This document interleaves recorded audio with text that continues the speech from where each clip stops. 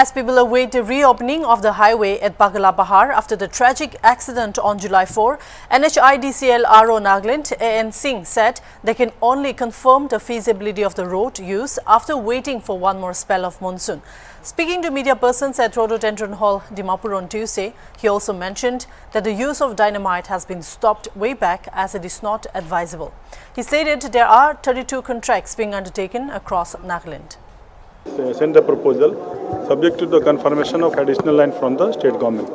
So we will work in the close cooperation.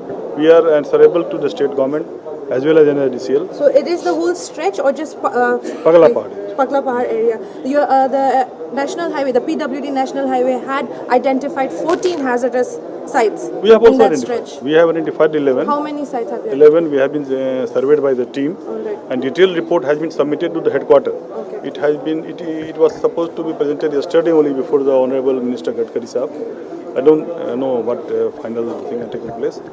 But the thing is that after that some decision will be. Yesterday we had a meeting with the Chief Secretary at 9 a.m. yesterday. Yes. So in that meeting we had decided that let's wait for one more monsoon spell. Okay. So after that only we can give confirmation. We don't want to put the life into danger by just simply opening the road for the public in general. So what?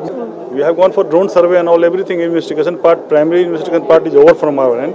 The detailed investigation based on the expert committee visit will be submitted later on.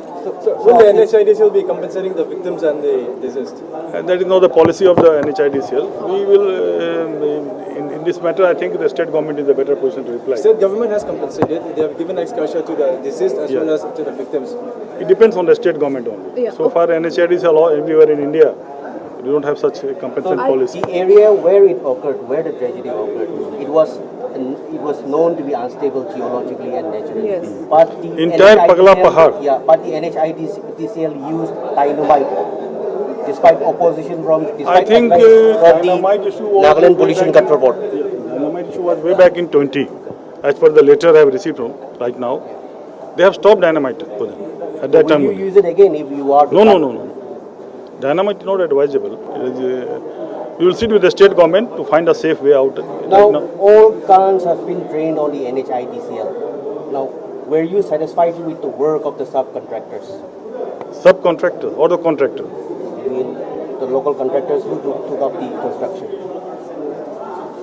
Satisfied, going by the present condition, I feel the DPR provisions were not adequate enough to cover the entire height of cutting. Though we have the protection at the toe level, but that is not sufficient for the Pagalapahar region. We need more inputs and technical committee visits to safeguard the fragile nature of the Pahar. Right now, what the occurrence happened on 4th, it was because the boulders falling from the top. So we have surveyed the drone through drone also. All the area of vegetation along the Pagalapahar was surveyed by a drone. We have the inputs reports. We have submitted to the ministry. Actually, we work under the ministry. We work as per direction of the ministry only.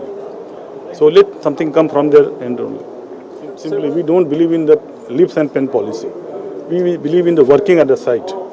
So anybody can write anything. But the thing is that what is feasible at the site, what is workable at the site, what is the provision in the contract, and what is to be done in future to improve that. On those parameters we work. Why is this precaution being taken only now after all these years, knowing that even you yourself said it was fragile? See, have you seen any report saying that the top of the hill should also be surveyed because of some isolated foreign rocks will fall from the top and damage the vehicle in between? These were not anticipated at all by anybody. Let's be very frank. Not NHIDCL, not even the state government, not even the pollution control, whoever the agency are. We are all insisting about the side slope where we have cut. Side slope is reasonably stable even today.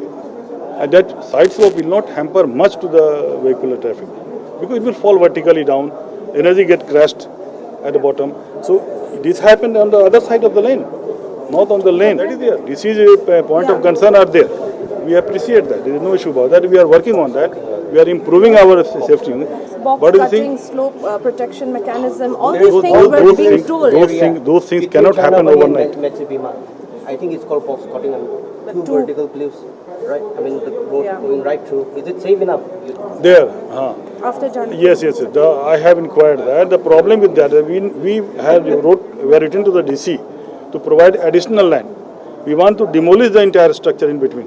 Whatever you see in vertical cliff, it is to be demolished. The moment land is handed over to us, we will develop the entire zone in such a way that our 2 lane is deviated from the hill area and we go from between. The entire in between structure, vertical cliff, what we are talking about, is to be cut completely.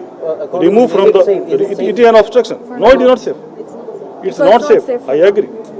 But subject to the availability of land, we will develop the entire. How long will it take if you get the land?